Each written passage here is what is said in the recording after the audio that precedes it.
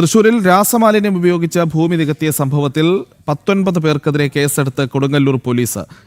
Edayar Binani Zinc company മാനേജറും ഭൂവുടമകളും ഉൾപ്പെടെയുള്ളവർക്കെതിരെയാണ് കേസ്. ഏറിയാട് പഞ്ചായത്ത് സെക്രട്ടറി സെറീന അലിയുടെ പരാതിയിലാണ് നടപടി. വിവരങ്ങളുമായി സാനു കെ സജീവ് ചേരുന്നു. സാനു, സംഭവിക്കാൻ പാടില്ലാത്ത ചില കാര്യങ്ങളാണ് സംഭവിച്ചത്. രാസമാലിന്യമടക്കമുള്ളത് മണലേക്ക് വരുമ്പോൾ അത് ആ ഭൂമിയിൽ മാത്രമല്ല സമീപ പ്രദേശങ്ങളിലെയും ഒക്കെ വലിയ രീതിയിൽ ബാധിക്കാനുള്ള സാധ്യതയുണ്ട്. ഇപ്പോൾ നടപടികൾ ഏത് ഘട്ടം വരെ എത്തി?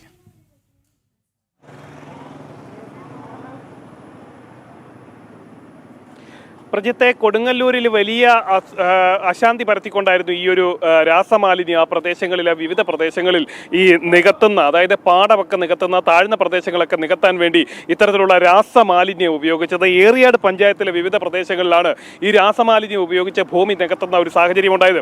പിന്നീട് മഴയൊക്കെ ഉണ്ടായപ്പോൾ ഈ രാസമാലിന്യം ഒലിച്ച് പുഴയിലേക്ക് ഇറങ്ങുന്നു. പുഴയിലെ മത്സ്യസമ്പത്തും അതേപോലെ തന്നെ കെട്ടുകളിലടക്കം വളർത്തിയിരുന്ന സാധാരണ കർഷകരാണ്. അവർ വലിയ രീതിയിൽ തുകയൊക്കെ പണമൊക്കെ കടമെടുത്താണ് ഇത്തരത്തിലുള്ള മത്സ്യക്കെട്ടുകൾ അല്ലെങ്കിൽ മത്സ്യം വളർത്തലൊക്കെ നടത്തുന്നത്.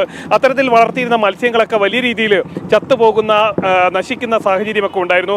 അതിനുശേഷം നടത്തിയ പഠനത്തിലാണ് ഇത്തരത്തിലുള്ള രാസമാലിന്യം ഈ പുഴയിലേക്ക് കലർന്നിട്ടാണ് ഇത്തരത്തിൽ മത്സ്യങ്ങൾ ചത്തുപോയതെന്ന് കണ്ടെത്തിയിരുന്നു. ഇതിൻ്റെയൊക്കെ പശ്ചാത്തലത്തിലാണ് ഈ ഇത്തരത്തിലുള്ള ഭൂമിയൊക്കെ നികത്തിയ പ്രദേശങ്ങളൊക്കെ നാട്ടുകാരിൽ കണ്ടെത്തുകയും അവിടെ വലിയ പ്രതിഷേധമൊക്കെ സംഘടിക്കുകയും ചെയ്തിരുന്നത്.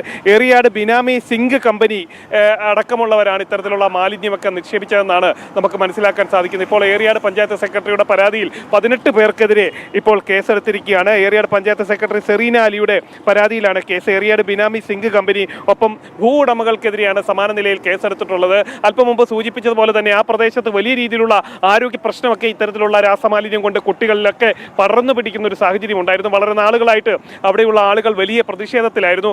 ഒടുവിൽ ആ പ്രതിഷേധം കണ്ട് അധികൃതർ കണ്ണു തുറന്നിരിക്കുന്നു. ഒടുവിൽ കേസെടുത്തിരിക്കുകയാണ്.